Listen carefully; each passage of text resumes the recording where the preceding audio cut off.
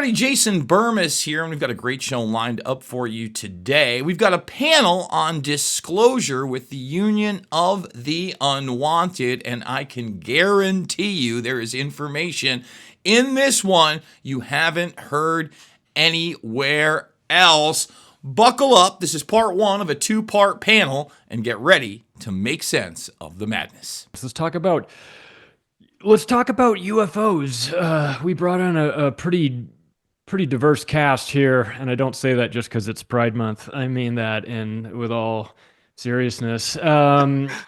This is a topic that is filled to the brim with fuckery, and it is extremely difficult to figure out what's real, what's not, what's 90% true and 10% bullshit. And they've used this tactic for a long time to hide a variety of things. But in the UFO community, they have really done a great job of muddying the waters. And so we get to these benchmarks where there's no such thing as any of this, and then maybe there's, then it starts to, maybe, these guys had some abductions and it still gets denied. And then we start to get government officials or quasi-government officials, people connected to it with questionable CIA backgrounds, Jim Semivan, Lou Elizondo, all these guys, to the Stars Academy, all these operations that feel very inauthentic and filled with too many spooks and too much marketing behind it and too much normalization from, I mean, I remember when this was all fringe, and the minute you started talking about it, everyone rolled their eyes and wanted to change the subject. But now it's being forced on us by a bunch of people who are known liars, and I'm not buying it. I might buy that there's something out there, but it's being delivered to me by the least authentic people around. And so, this is something that I observe kind of casually, but I don't do a lot of work on it. I've always been fascinated by it, but it's sort of in the wheelhouse of some of you guys. I wanted to start with we've got Bruce Fenton here, and it's past his bedtime, but we kept him up anyway. So Bruce, good to see you, man. How are you? I'm pretty well, yeah. Thanks for inviting me in. It's good, yeah, good topic. Your UFOs, very much a hall of mirrors. So looking forward to seeing what everyone's perspective is. What do you make of this? I mean, you've been all over this topic for a while. You want to. Mhm. There's like a push for normalization, a push for the mainstream. You want people to understand that there's something out there going on. But then when it happens, I throw my hands up and go, I don't want it this way. I want people finally talking about it. But when Tucker Carlson's talking about it and all these guys, I just, it doesn't feel like I want disclosure a different way. Am I being too arrogant? Am I being too demanding, Bruce? No, I don't think so. But at the same time, I don't think it's a bad thing that the media and the public are discussing the topic, even though I know that what's being done is not authentic. But the reason I say that is I think that at some point it would take other people to come in and basically co-opt the co-opted narrative on this. Um, Otherwise, it will continue down a path towards, yeah, like being just a bizarre Hall of Mirrors psyop full of nonsense. But at the same time, I think you do need some kind of coverage, and the only way that's going to happen without little green men comments and silly music is if some of these CIA guys and billionaires and stuff are kind of pumping the topic for their own reasons. But the tricky bit is going to be like grabbing the microphone away from them. You know what I mean? That's going to be the real crux of this issue. Um, that's what I think we have to do. We have to sort of grab it back now that they've brought attention to it, because obviously what's being sold to the public is mostly some kind of mix of personal weird beliefs by some of these guys, but also psychological operations. I think certainly there's a lot to do with the drone war in this as well. And keep in mind that we have entered a new reality in terms of military conflicts, right? I mean, we are in the drone war era. So you think about it, when they start to normalize this topic and the UAP, and it's time to take it seriously. But what was happening was that around the world, particularly say Russia, China, people are viewed as US enemies, or at least potential enemies. They don't really have a stigma around the UFO topic. So if somebody sees something, they say something, that kind of thing.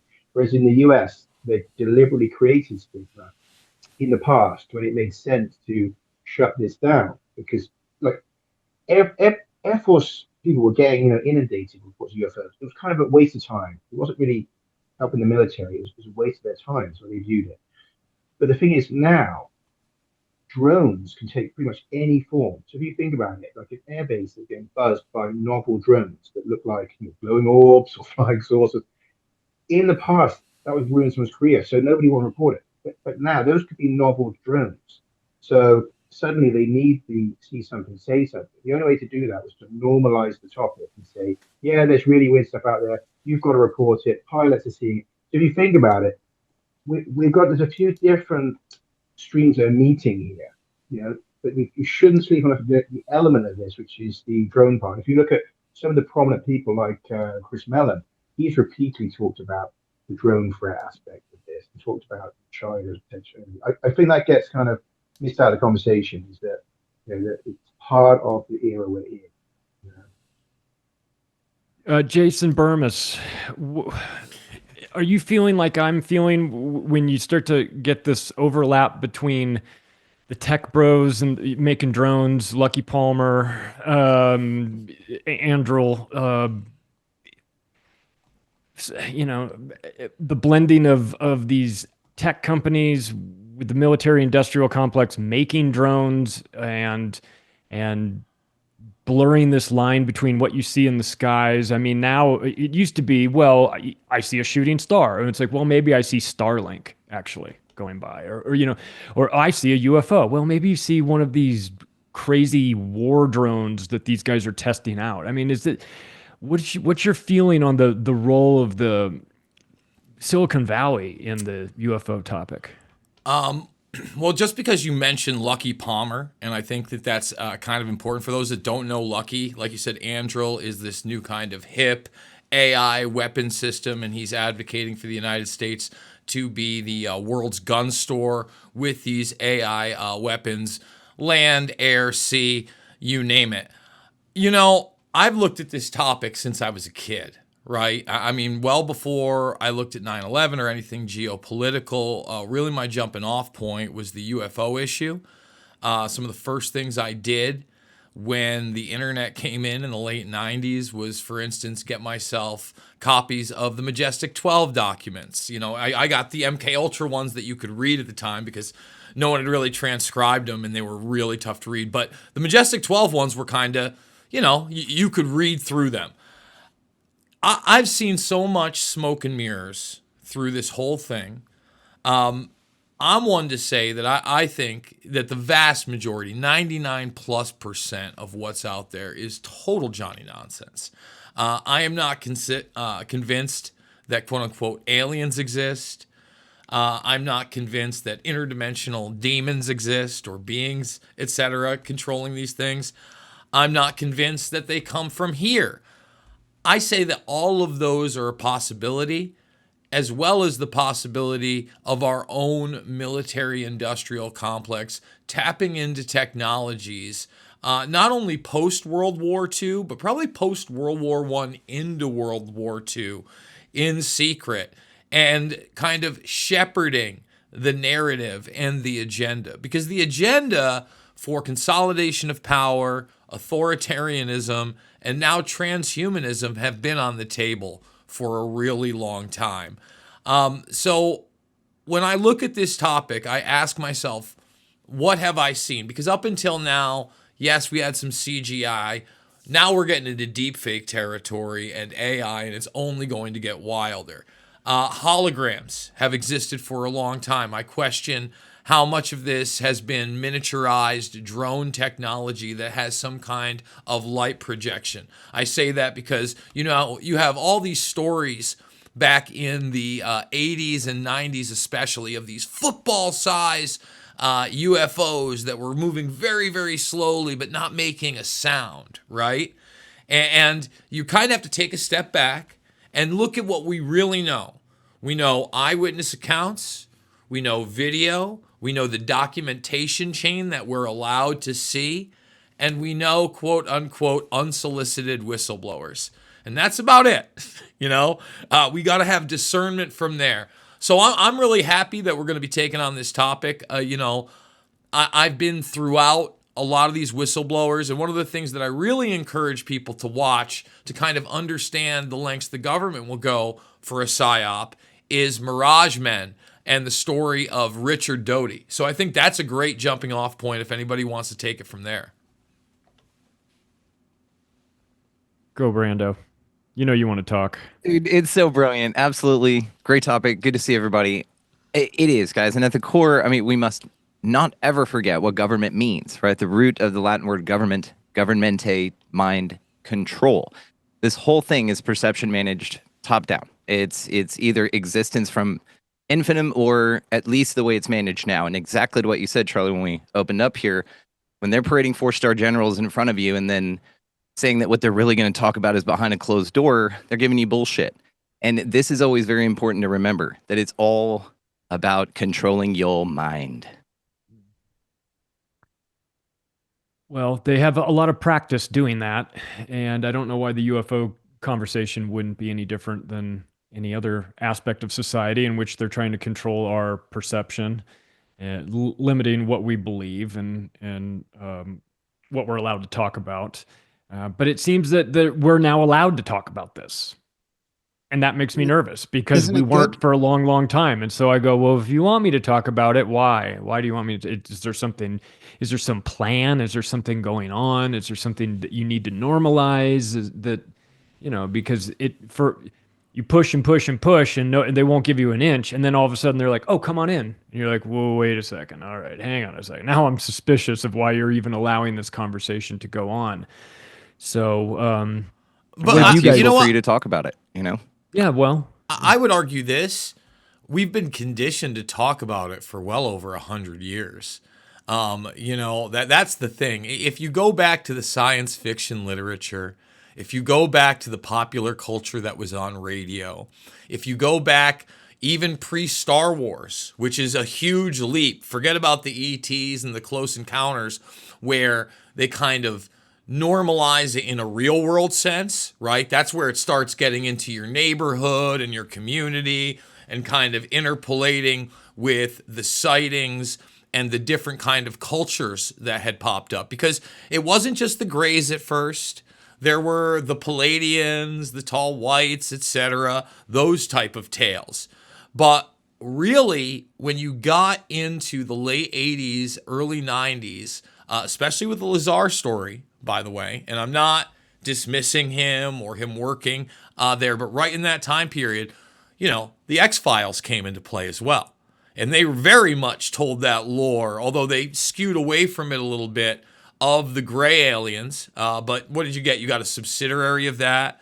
And really space travel in general. You can go back to, 50s TV shows. They were just ripe with it. One of the things I do when I go thrift storing is I get like old 50s and 60s kind of space memorabilia. Disney, always had Mickey Mouse and Pluto on the moon. Disney, huge proponent of our perception of space with NASA in conjunction with Werner Herzog. I mean, you go back to the things that you watched as a kid or your parents watched as a kid, The Wonderful World of Disney had a whole lot of Nazis in the beginning. So, again, I think that the idea that, now is the moment where we're talking about it in reality. Now is the moment where they're rolling out a lot of this technology they've been working on in secret for 70 or 80 years. And it'd be great to have an otherworldly explanation for that. But again, don't want to hog the space. Love to throw it to somebody else. I think the technology being ahead of its time is a really important point. And what Charlie mentioned, the Overton window of allowable opinion, it kind of brings me back to what's the third rail with all the disclosure with UFOs, because everything seems to be smoke and mirrors and testimonials. It's the Antarctic Treaty. And I think that there's a lot more to be said for what's inside the Earth, possibly. what's below our oceans. We haven't discovered more than 60% of our oceans, I think is the number that they always say. And I think there's more to be said about that, and that being, the barrier for all the first world nations across the world. We can fight about everything else, but everybody drops in lockstep with the Antarctic Treaty. So who knows what's buried in there below the 2 miles of ice. I think that there's probably UFO technology that precedes us, quantum leaps 60, 70, 80 years in advance of us. So I think there's a lot to be said for that too. Yeah, when you get all of the governments of the world to agree on one thing, that makes me very nervous about what Yep. it is. And I'd like to say, oh, it's just a big frozen piece of ice out there. But, and maybe it is, but their behavior is what's making me want to know more about what they're doing there. And plus, when you ran those, when they pulled those Fitbit tracking map, and they showed all those people working in Antarctica with Fitbits on and things like that. Well, let me say this, Charlie, just jump in on that. This whole idea that there was a Chinese spy balloon over the United States was some of the most asinine jackassery I've ever heard of in my life. Like, that's not real. If you were paying attention, Hirsch actually told everybody the truth. First of all, we have satellite systems that are not in low Earth orbit and are, in fact, on helium, okay? They're in the balloons, and that is exactly what that was. And what that was a satellite system for GPS and communications around the Arctic Circle that is used globally for those that have kind of signed this treaty and navigate that area. Full stop. That was it. And I think because we saw multiple issues of that, we're human beings. We make mistakes, right? Obviously, there was probably more deployment of that technology recently, just like there has been more deployment of Starlink recently. And that's another big thing that I think now is the time they're trying to build a new smoke and mirrors around this topic, is the new weaponization of space. I don't think that Star Wars failed, the SDI initiative, Strategic Defense Initiative of the 80s. And I also don't think that it's a coincidence that Trump is now talking about the quote-unquote Golden Dome. I think that's the update, everybody. So, now we have new materials. We're able to put lighter things in space. One of the things I did recently on my program is I pulled up Edward Teller. Anybody can do it. From C-SPAN, I believe in 1988 or 89, about 5 to 6 years after the initiative had launched. And he's kind of describing, at least what he can in the public arena, of how far it has gone from just of the thought process to the realization process. And basically at that point, he says, look, do we have a perfect system? The perfect system doesn't exist. But on small scale nuclear attacks, we're probably winning 100% of the time. And he said, even on large scale ones, there will be salvageable cities. This is 1989. Okay. The quantum leap in the type of technologies that have been put into space. I mean, not just Starlink, but DARPA's own Blackjack system launched with Starlink over the past decade plus. So again, I think that also plays into it. I think there's a lot. I mean, when you talk about the type of technology that's rolling out, we are now in the post-truth era, the quote-unquote bio-nano era. And if you believe NASA's own white papers, you guys mentioned what they do in the ocean. It's where a lot of these guys train. Deep down in the ocean via NASA. If you don't know about it, even on the Rogan podcast, one of the astronauts discussed, having to go to the bathroom in these areas and how difficult it was and how he was almost swallowed by a large fish. Good times. I think that's it too. That the people in charge want to make us think that there is limited resources and not an abundance. Yet, even with the AI that they're talking about rolling up, they're like, you know what, we're just going to have mini nuclear centers everywhere for these things in these giant areas that is going to produce more energy than ever, but it's not for human beings. It's for the machines. They don't have to make sense. They just have to get people to parrot things and believe things. So if you believe in some fantastical wonder world of benevolent aliens, or on the flip side, that they're not great aliens, great. As long as the enemies aren't the ones that are truly wielding that technology Eisenhower military-industrial complex style, scientific elite style behind the scenes. Is there not an argument to keep up with China, though? I mean, I guess it depends on if you believe this battle over global, supremacy is real or not. But I mean, Palmer Lucky's, and Anduril. I don't know if you guys know the esoteric symbolism behind that, but it's named after the blade in the Lord of the Rings that was reforged for Aragorn, the Flame of the West, which is described as a glowing with a fiery light symbolizing hope, renewal, and Aragorn's rightful claim to the throne of Gondor. So basically, it's like transitioning a ranger to a king. And I mean, there's some, there's some pretty interesting arguments that we do have to keep up with China and Russia and whoever else is making these drones and AI. I mean, there is an AI race now. We can't just not participate in it as the West, right? Or as USA and hopefully Canada to your north. I'm sure we're going to be part of the Golden Dome. We have to be, right? Maybe that's how we can become the 51st state finally, is under the dome. But I mean, I think disclosure's already happened. I'm super positive about it because, Hal Pitoff's been on Joe Rogan. I mean, if you would have told me 10 or 15 years ago how many people talk about UFOs on X and how many researchers there are and how many people are talking about crashes openly. I mean, this is like a sea change from when I was interested in it in the 90s and the 2000s. So I think disclosure is here. I think this is going to be the year of more revelations. There's been, Trump and some of his science advisors already been talking about the technology they have. Like, I think it's positive. Well, let me answer that for a second because there's a couple of things you said there. Let me start with Hal Puthoff. Okay. Hal, I watched that entire. Yeah. Show of hands. Yeah. How many people watched the whole Hal Puthoff Rogan thing? Anybody else? So a couple people. Yep. I was highly skeptical of everything the guy said. Right. First of all, Of course. But even what he put out there was nothing new. There was nothing that made me think, oh, this guy's a credible guy. There was even when he talked about the think tank that he was in, there was nothing there that said that couldn't been a high-level psyop for guys like him to go out, whether they knew things or not, right? I also think that you're right. You just talked about Palmer Luckey. Obviously, we've got to have weapon systems. I am not Mr. Peacenik, Mr. Anarchist, non-aggression principle. I live in the real world. But I look at the weapon systems that are being utilized via AI, not just like in the future. What they've already done?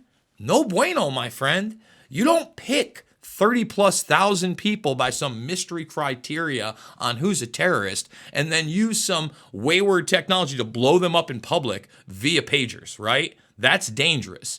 We've already had drone technology that targets, quote unquote, terrorists autonomously out there. That's the big thing, these small, quick death drones that work totally autonomously. And basically you have, quote unquote, swarms of them under one person's direction. But if they're programmed there, they're killing their target without a human being or not. What if that comes to the United States? I don't think it's an if, but when. I think that we should be worried about Palantir and other dudes, even if they're in cool Hawaiian shirts and flip-flops, naming like death machines after Lord of the Ring oracles, man.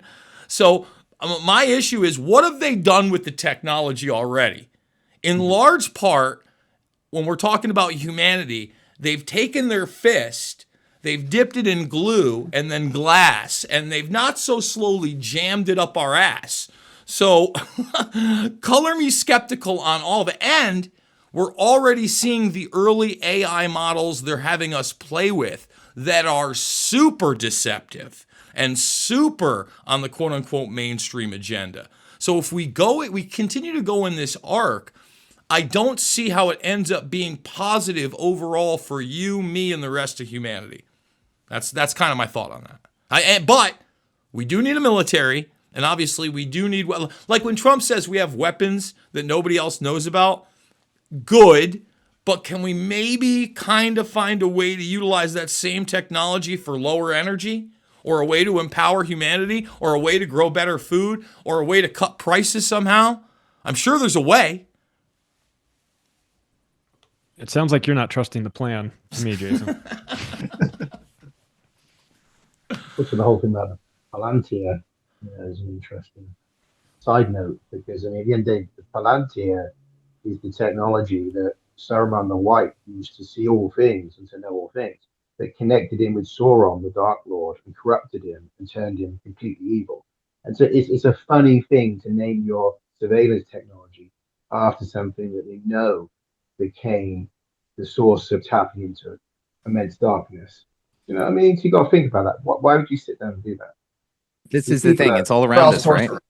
It's all around us. You beautiful nerds find this shit, and it's awesome. We have a whole series on the Patreon that's totally free. You guys check it out, called The Cinematic Alchemist. And our friend Lewis Snooks picks out movies like this. He's gone through we're working on fifth part of Dark City, and he breaks down the esoteric meanings in movies, and it's all around, guys. And so again, if you find this and you pick it out, I look at this place now as a huge escape room. And I don't think that we're given pictures, we're given puzzles. And that's the whole point, right? Place would be boring as shit if you were just giving answers all the time. And we're figuring that out. And it's getting more interesting because more of us are stepping up and figuring this out and talking about this stuff. Especially, I just want to point him out here, Logan from Luminary Lighthouse. He's got an incredibly cool YouTube channel. You guys check him out. He does, there's a lot about our history that we're basing a lot of these conversations on that is probably not true at all. And there is a lot to do with Antarctica. So I'm grateful that it got brought up. And this place ends up feeling, Alex has got the M. Night Shyamalan feature on his camera over there with these directing shots zooming in and out everywhere. I can't That's turn what it it, off. I know, it's great. Look at that. I love it. Dramatic. God. That's what it feels like is that movie, The Village by M. Night Shyamalan, where basically there was this area that didn't know that it was way more in an area that's way more advanced all the way around it. And they were kept in sort of this darkness about it. But as they started to figure it out, they woke up. And maybe this is the whole point of all of this, guys. It's an escape room. We're all given pieces to this thing, and we're putting the shit out of this puzzle together. And you guys are crushing it. Another thing with PFP. Did you guys see the Graham Hancock extended news article the other day? But anyway, in there, they talk about a meeting with Peter Field that Graham Hancock had, and Field was talking about funding him, right, to go out and do all this investigation into ancient mysteries and stuff.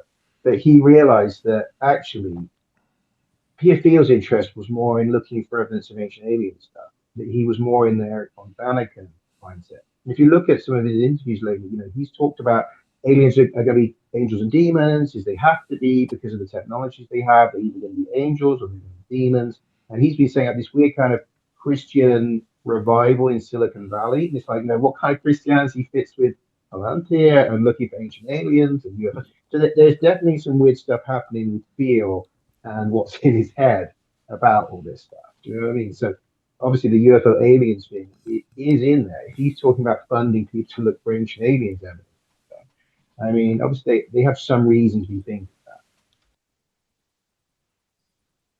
In the book Glad Exo that Vaticana, same type deal. They're more of a religious outlook on it, but it feels like it's a big deception. It's a distraction coming from the sky. And if you look at the two things Elon Musk invested in, if you want to bring him into the conversation, all the look up in the stars thing is a fraction of what he's actually gotten the funding for. The Boring Company has the highest, I think, isn't that the highest government contract ever paid out? So that's what the most money's going to, is what's under your feet. And again, this place is a look over here, not over here. So it's telling you, oh, look in the sky, guys. We've got all these UFOs coming. You could tie Sergey Manass and the Project Bluebeam into this, but I don't think it's that. It doesn't need to go that far. They're already doing it. They don't need to roll out the huge holograms and shit. It's under your feet. And this is the other fascinating thing, is why. So if we're all looking at the sky, what's going on under your feet?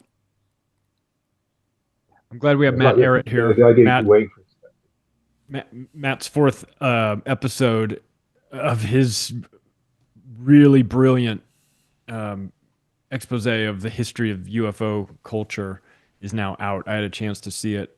Matt, what do you make of this?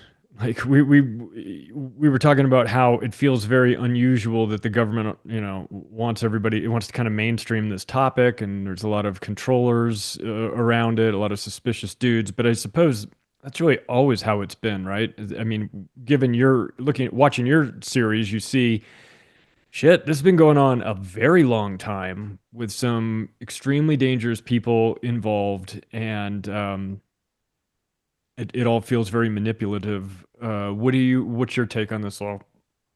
Oh yeah, and I do apologize for coming in late. Traffic was a bitch up here. But yeah, no, I on that note, yeah, I just as Charlie mentioned, I my wife and I have been doing a series of films called The Hidden Hand Behind UFOs, and we just released episode 4. And yeah, the approach we're taking is that this is basically a Rosicrucian magic trick.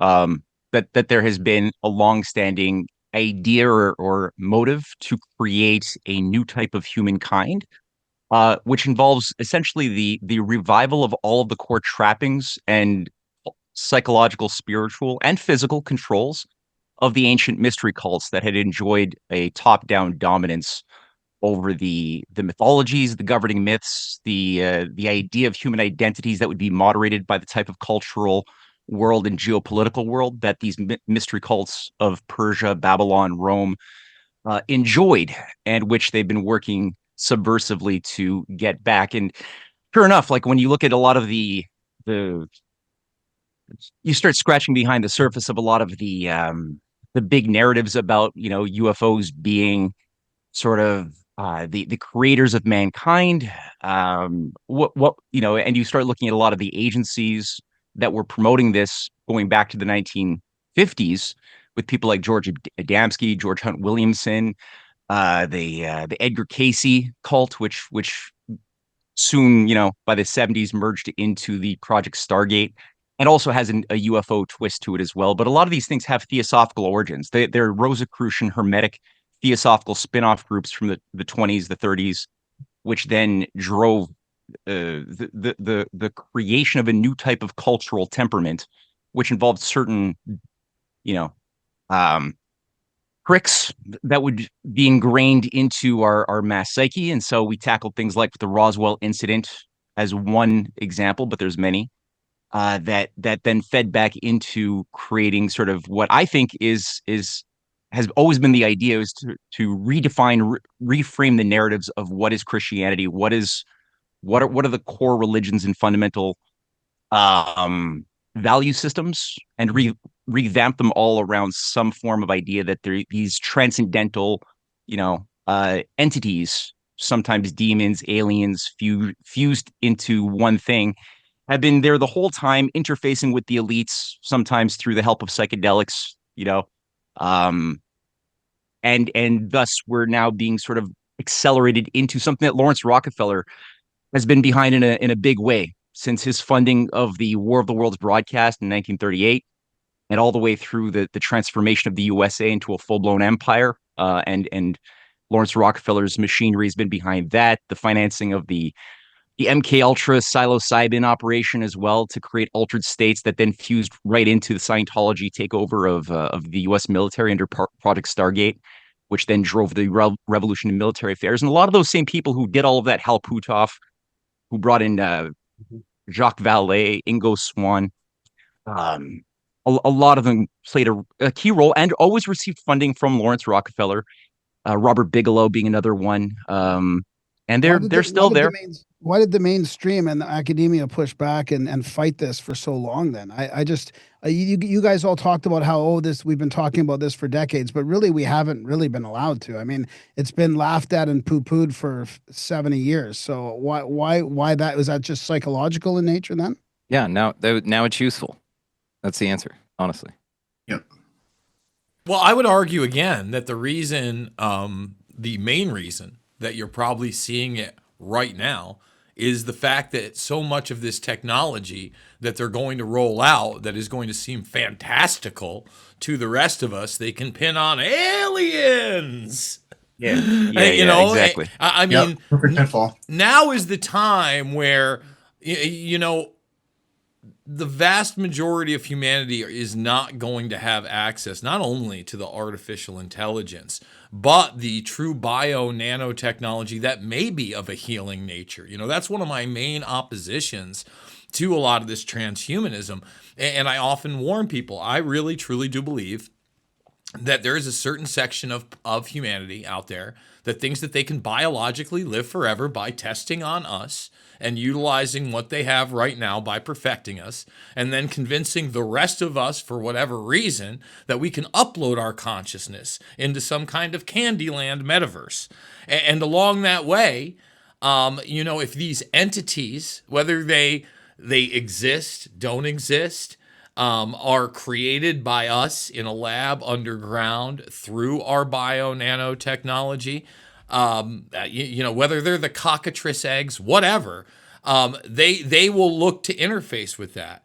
And I think that's sooner than we think. I think that's within the next 50 to 100 years they would like to launch that operation. I think if they are going to disclose that these entities exist, they're also eventually going to have to roll out something that seems to be biological as well. And that may be the ending point. Forget about the hologram stuff and the blue beam stuff. All that's interesting. And I think in a lot of ways, some of that's already played out in the skies.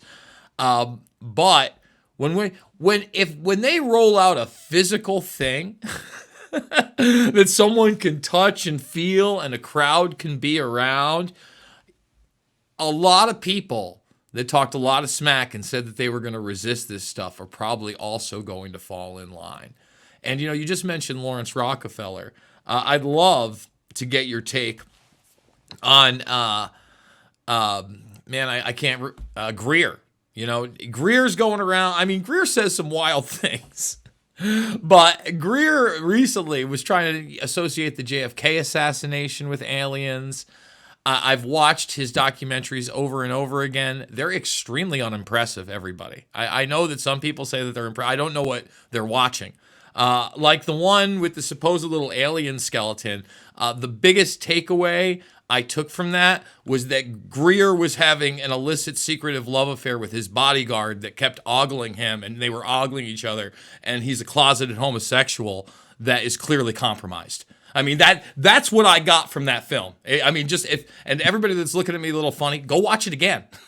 I mean, they're out there. Jason, the film that Bill Cooper would show people when he was still alive was made by a guy named like Lars Holderson or something, and it had that exact theory in it that aliens caused the driver to kill JFK with some kind of special gun that the CIA made and put some kind of shellfish toxin in the bullet.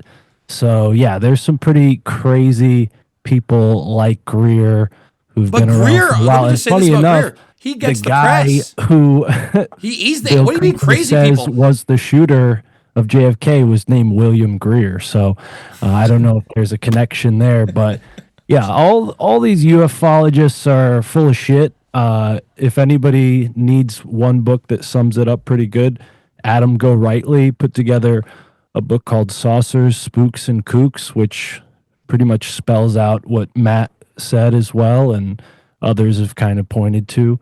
I think Chris Knowles is another great source of info on all this. He recently connected the Roswell or Roswell situation to the Rosicrucians. As Matt just pointed out, the Rosicrucians have their fingerprints on all this stuff. So I think it's all meant to entrain people to think that this supernatural stuff is third dimensional.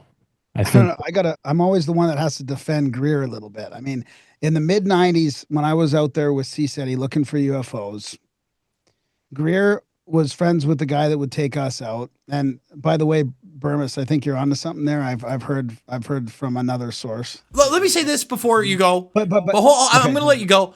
Watch those videos again. They've got people out in the desert paying to see the UFOs they're going to summon. Yeah, I mean, dude, does that? I mean, that doesn't scream grifter to you? Just that alone? I mean, I could name 100 other things, but that's what I mean. They're putting that out there. Like, it's not Prophet Yahweh summoning a UFO crazy style for the local news.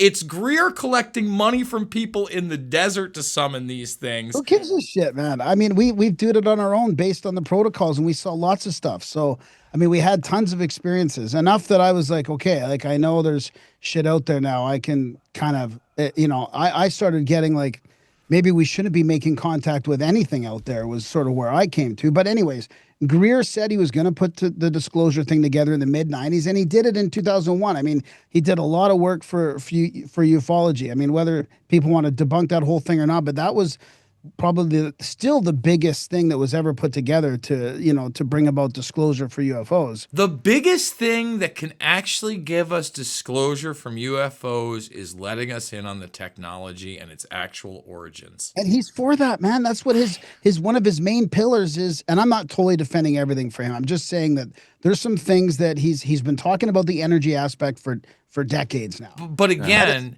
he came around to that and the interdimensional stuff when guys like me started putting out other types of theories other than this gray alien thing. And I'm not saying that he just pushed the grays, but again, go back to that time period. Whatever was culturally significant, that guy was pushing as the academic. And you ask the question, why now? He seemed to be that chosen academic that got to go around, and now he gets to talk about the intel. We talk about controlled opposition and gatekeepers.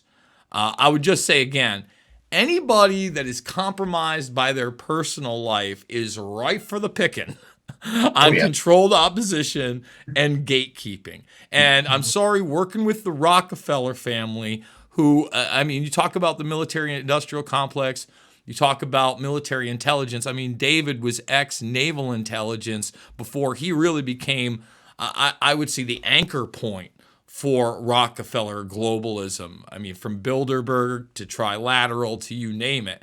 So color me skeptical on the Rockefeller family as well. But again, I don't want to hog the space. I think we got a lot of great people. I'd love to hear other people right now. Well, dude, that's the thing too. Is that, Graham? Do you think it's possible? And again, this psyop goes way back. I mean, the apocalypse could have been by somebody who wrote the Bible a long time ago, or some sort of time travel, and then just dropped the thing, and then we're creating it, right? And so we don't know how long. Again, history's all fucked. So if we're basing all this on his story, then that's a viewpoint. But really, again, if you think about this, what just came out about Greer, about him being an insider agent about something, right? Israel or something like this. The Baha'i movement. He was a research director at the Baha'i movement in Israel in 1978, 79. Fuck, Matt. God, you're a useful fella. This dude is awesome. He was in Baha'i. Yeah. Okay, so one could say that you were drug out into the desert to see technology that we're seeing now, but that obviously they would have had well into the 90s and been able to use. Greer then just simply drops a pin on where you guys are going to be. They fly some shit around. Y'all get convinced about it 20 years something later. We're talking about it, right? And so this is the kind of long game 4D chess psyop that we're talking about. Matt, you would love Robbie's work. Robbie Graham, he did the silver screen saucers, and he was talking exactly about what you're talking about, this slow drip feed from the 50s to 70s.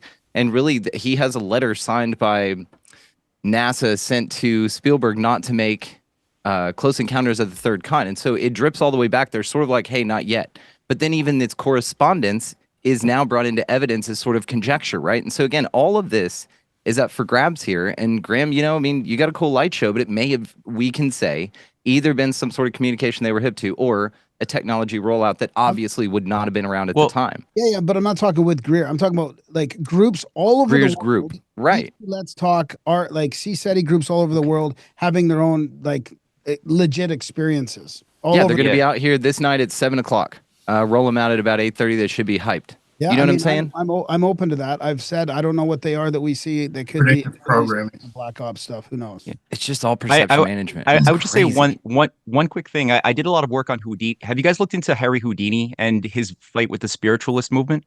No. It's a fascinating deep dive. I read some of your articles. I do know he was a big debunker, right? He really hated them because he got duped into thinking that he had been in a seance with a loved one at a younger age, and he would make it a point to go out and debunk a lot of these spiritual people. Well, he was actually working with members of parliament and Congress to shed light on the missing children that were being abducted or being taken in from London orphanages into New York. People in New York who were tied to the Crandons. Marjorie Crandon and her husband were major controllers of the Eastern establishment, the Snell family, the Rockefellers, the Carnegies. They were all doing seances together, and it was really taking over. And there was this massive child abduction ring that one of the children was actually found, his dead body, I think a 12-year-old kid, on the property of Marjorie Crandon's estate that was part of their elite seances. Harry Houdini and Harry Day, who was a member of parliament for the Labour Party in the 1920s, were working together to expose that. None other than Sir Arthur Conan Doyle was actually Houdini's major nemesis in this whole thing, who was protecting the Crandons and overseeing a lot of these child trafficking rings tied to orphanages.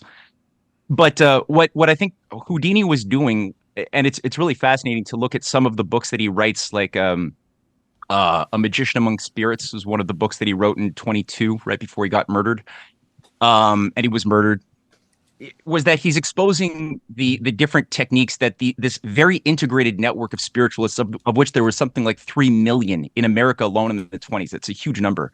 Um, how they had not just what's called the Blue Book, this index of all of the profiles of every possible target. So they would share it, and there would be like a distribution system in place to share amongst everybody who would pay a certain fee to access the information of different targets. And you get obscure data and information, like the fact that this person's mom had an abortion, whatever, and when they were like 2 years old, and so they would accumulate this obscure data that would help really push people over the edge into belief. The other thing is that they would organize radios too. So they had special radios that they would make sure that would be standardized and used by all participants all across the United States, that would then give people who would be paying into seances evidence that ghosts were being channeled through these radio devices.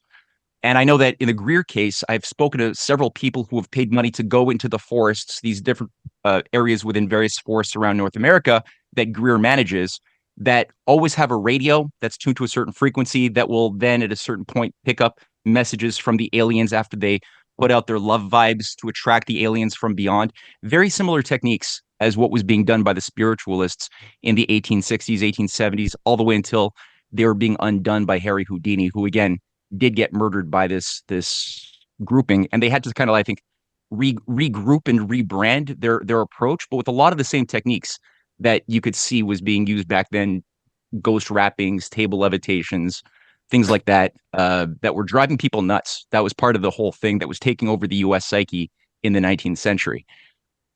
So, and a lot of it, that's what people like Madame Blavatsky comes out of, right? Like Blavatsky was part of the spiritualists Well, she was with fighting all. against, Huh? she was fighting against it. I mean, she was No, she came out of it, and then she was she ended enemies. up Yeah. creating yeah, and then she started criticizing it because they were too sloppy, because they wanted to create a more rigorous, organized cosmology that would be a little bit more, not again, based systemic. not based on deceased loved ones. I mean, I think she just disagreed with the whole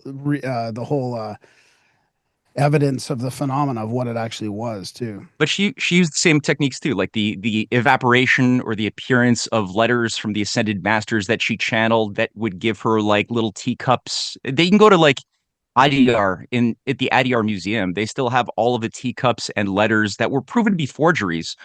That she would appear. So she was using a lot of the same spiritualist techniques and trickery that she could have justified to herself, saying people needed these little lies to be brought into a belief system that was ultimately going to help them. Maybe. I don't know. But she was definitely tied to the Memphis Mizraim Lodge too. She was an initiate.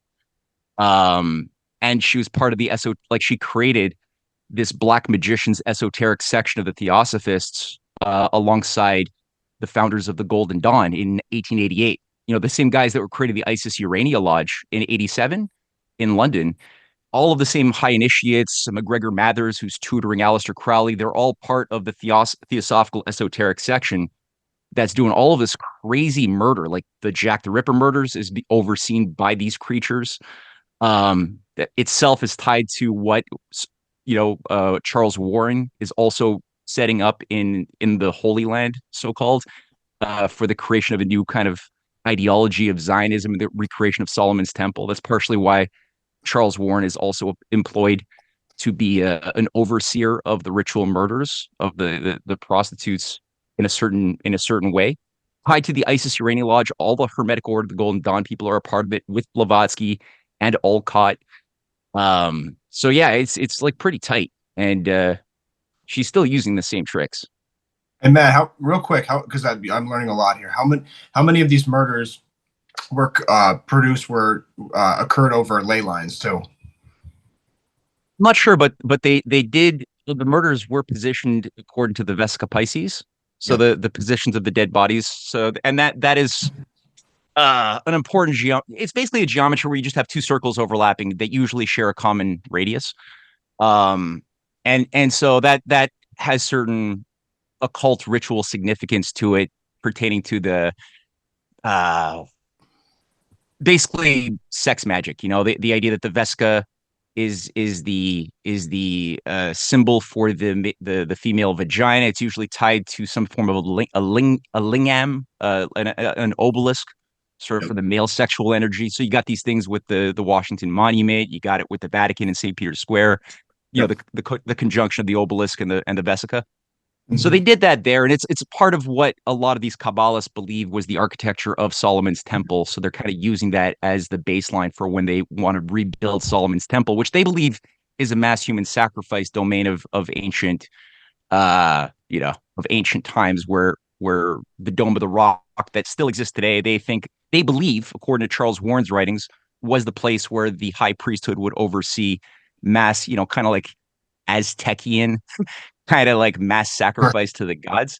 And that was part one of a two-part panel on disclosure with my boys over at the Union of the Unwanted. Remember, this guy, it is not about left or right. It is always about right and wrong. We'll see you for part two on the flip side.